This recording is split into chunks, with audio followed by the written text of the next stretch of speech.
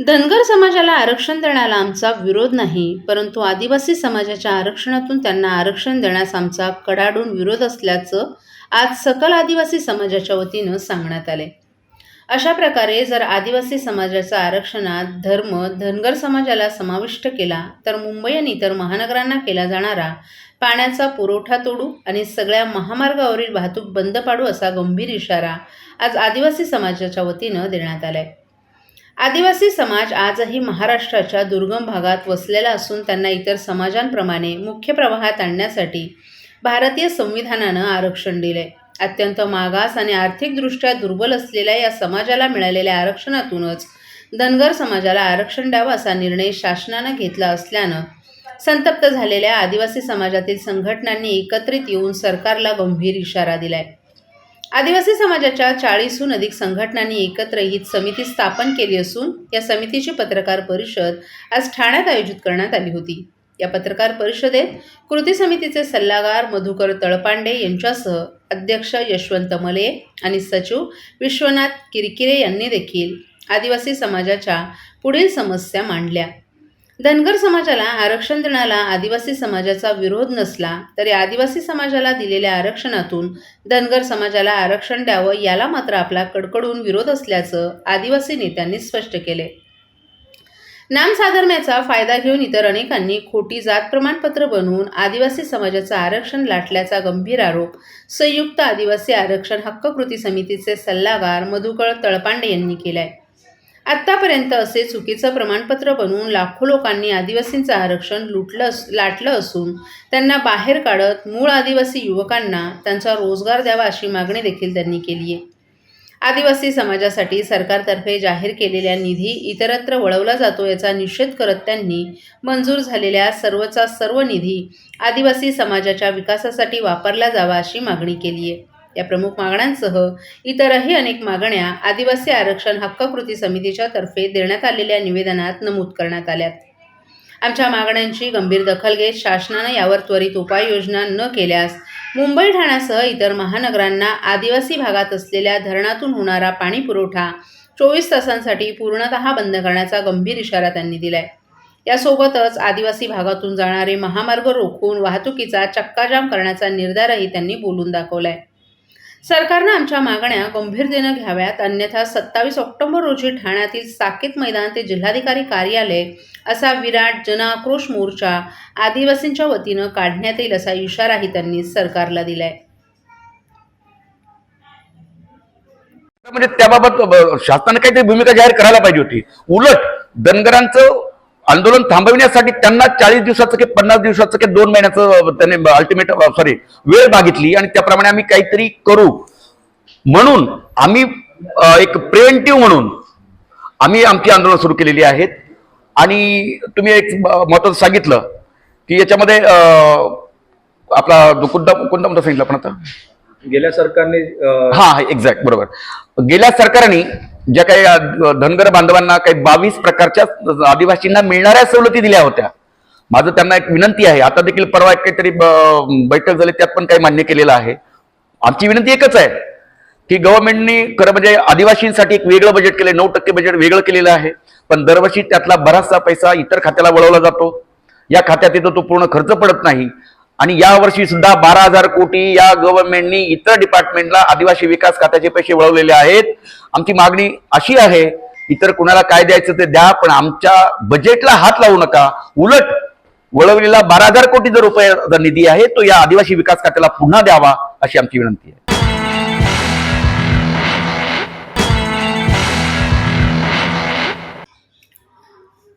Drugs प्रकरणांमध्ये नाशिक पोलिसांनी मुंब्र्यातून सलमान फाळके याला अटक केली आहे. आज मुंबईमध्ये शिंदे गटाच्या आमदार मनीषा कायंदे यांनी पत्रकार परिषद घेऊन सलमान फाळके याच्यावर आरोप लावत असतानाच त्यांच्यासोबत असलेले फोटो हे माध्यमांसमोर आणल्यानंतर जितेंद्र आव्हाड त्याचबरोबर सुप्रिया सुळे यांना देखील त्यांनी टार्गेट करण्याचा प्रयत्न केला आणि असंही सांगितले की आमच्या मंत्र्यांवरती आरोप लावण्याआधी आपल्या घरात लक्ष द्यावं. त्यावरच जितेंद्र आव्हाड यांनी पलटवार करतानाच मनीषा कायंदे यांना प्रश्न विचारलाय. की माझ्यासोबत येता जाता कोणीही फोटो काढतो, परंतु मी काय सर्वांना त्यांचं कॅरेक्टर सर्टिफिकेट विचारत राहू का? मुख्यमंत्री एकनाथ शिंदे यांच्यासोबत असलेले 2 प्रसिद्ध गुंड यांचा फोटो जितेंद्र आव्हाड यांनी दाखवण्याचा प्रयत्न केला. मात्र आव्हाड यांनी स्पष्ट केलं की माझा आरोप मुख्यमंत्र्यांवर नाही. मी कोणाचं नाव घेत नाही. मी हा कोण गुंड आहे ते विचारतोय. परंतु मनीषा कायंदे यांनी ज्या पद्धतीनं सुप्रियाताई यांनी आपल्यावर आरोप लावलाय त्यावर आम्हालाही बोलावं लागेल. सलमान फाळके जर आरोपी असेल तर त्याला पूर्णपणे कोठडीमध्ये अडकवून टाका. त्याला कुठेही बेल होता कामा नये. पेटत असेल असंच ड्रग प्रसरण सुरू राहिलं तर उडता पंजाबसारखं व्हायला वेळ लागणार नाही. ललित पाटील स्वतः नाव सांगतोय, मात्र ती काय नावं समोर येणार नाहीत असं देखील जितेंद्र आव्हाड यांनी म्हटलं आहे. फोटो बघू आणि हा किती खुनाचा आरोप आहे ते तर शोधावं.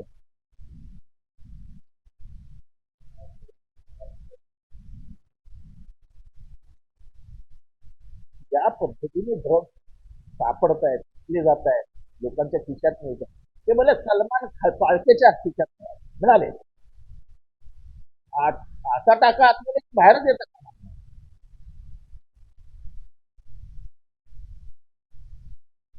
त्याला बाबा त्याला मदत करा असे फोन केले तर कोणी सांगितलं का तुम्हाला? पण ललित पाटील स्वतःच सांगून गेलं ना, मी नाव सांगितलं. काही येणार नाही. नावं दिवस ते गेला पोलीस कोठडीत, पोलीस कोठडीमध्ये त्याची जबानी घेतील. त्याचा काय संबंध नाही. त्याच्या नावावर सगळे ढकलून घेतील. माझी कस्टडीमध्ये जाईल, विषय संपतो. ते नाव घेऊ येणार स्वप्न महाराष्ट्राने बघितलं. त्याच्या काँग्रेस आणि राष्ट्रवादीचे सरकार नाही आहे.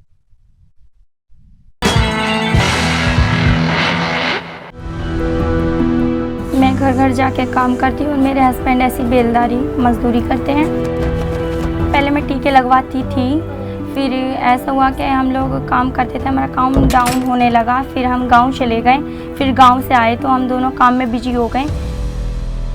एनम दीदी हमारे एक दिन घर आई. उन्होंने कहा कि मुझे कार्ड दिखाओ. फिर उन्होंने देखा उसमें कुछ टीके छूटे पड़े. आस पड़ोस में जितने भी बच्चे हैं उनके घर पर गए. उनके मम्मी पापा से बोले जो जो बच्चे छूट गए हों वो बच्चे अपना टीका लगवा लें. अब हम लोग सारी लेडीज मिलकर बच्चों का टीका लगवा के आए. हम तो भूल गए थे कि हमारी बच्ची का टीका नहीं लगा, लेकिन सरकार ने भूली, हमारे दरवाजे पर आए और टीका लगाया. मिशन इंद्रधनुष.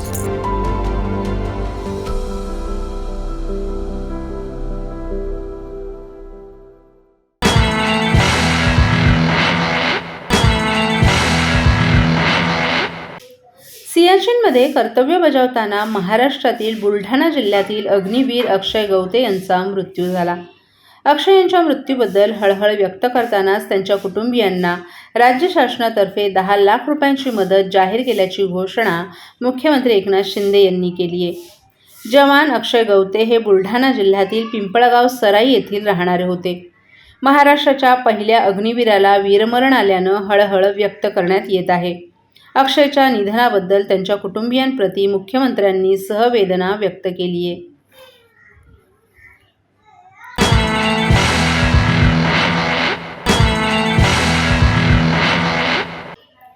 ओघवती रसाळवाणी आणि मार्मिक शैलीनं घराघरात कीर्तनाची गोडी वाढवणारे भागवत धर्माचे वैश्विक राजदूत, वारकरी संप्रदायाचे अर्धवयू परमपूज्य गुरुवर्य श्री बाबा महाराज सातारकर यांचं निधन महाराष्ट्राच्या भागवत आणि भक्ती संप्रदायासाठी मोठी हानी आहे अशा शब्दात मुख्यमंत्री एकनाथ शिंदे यांनी ज्येष्ठ कीर्तनकार श्री बाबा महाराज सातारकर यांना श्रद्धांजली अर्पण केली आहे. शोकसंदेशात मुख्यमंत्री एकनाथ शिंदे यांनी बाबा महाराजांची रसाळवाणी, निरूपणाची आगळी वेगळी शैली कर्णमधुर होती. त्यांनी कीर्तन, निरूपण आणि भजन सातासमुद्रापार पोहोचवलं. बाबा महाराज यांचं हे योगदान सदैव स्मरणात राहील. त्यांच्या निधनामुळे या संप्रदायातील अधिकारवाणीनं मार्गदर्शन करणारा आधारवड अशा स्वरूपाचा विठ्ठल भक्त चिरशांत झाला असल्याचं नमूद करून मुख्यमंत्र्यांनी श्री बाबा महाराज सातारकर यांना भावपूर्ण श्रद्धांजली अर्पण केली आहे.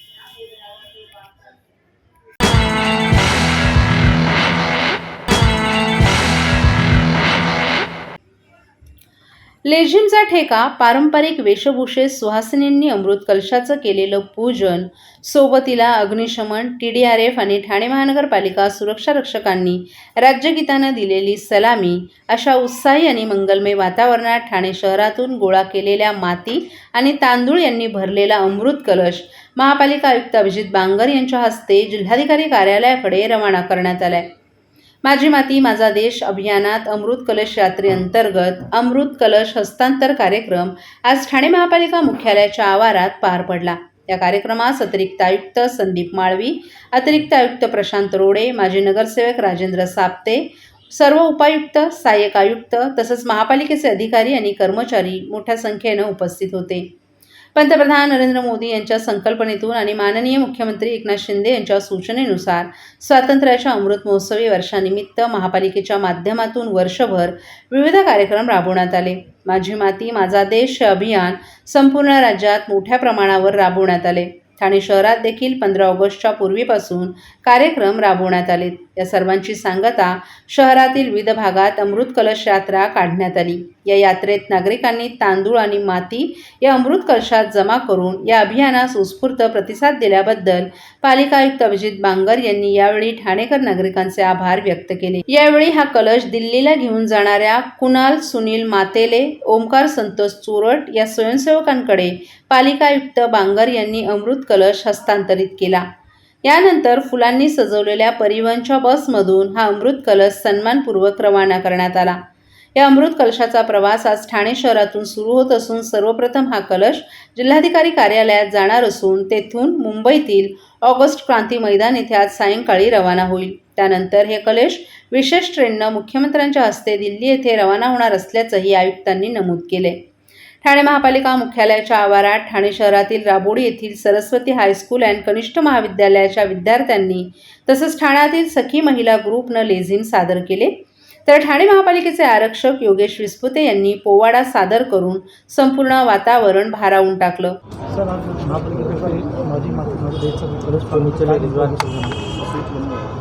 भारतीय स्वातंत्र्याचा अमृत महोत्सवी वर्ष आपण मागील वर्षभर साजरं केलं आणि या अमृत महोत्सवी वर्षाची सांगता माझी माती माझा देश या कार्यक्रमातून व्हावी असे निर्देश आणि प्रेरणा भारताचे सन्माननीय पंतप्रधान मोदी साहेबांनी दिली होती आणि त्यांच्या संकल्पनेतून आणि मुख्यमंत्री महोदयांच्या सूचनेतून संपूर्ण राज्यभर माझी माती माझा देश हा मोठ्या प्रमाणावरती कार्यक्रम राबवण्यात आला.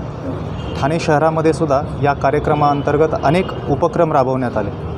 आपण 15 ऑगस्टच्या पूर्वीपासून ह्या कार्यक्रम राबवत होतो आणि अनेक उपक्रमांचं आयोजन केलं होतं. या सर्वांची सांगता म्हणून जो एक अमृत कलश आपल्या शहरामधून पाठवण्याचं अपेक्षित होतं त्याचा आज शुभारंभ या ठिकाणी केलेला आहे.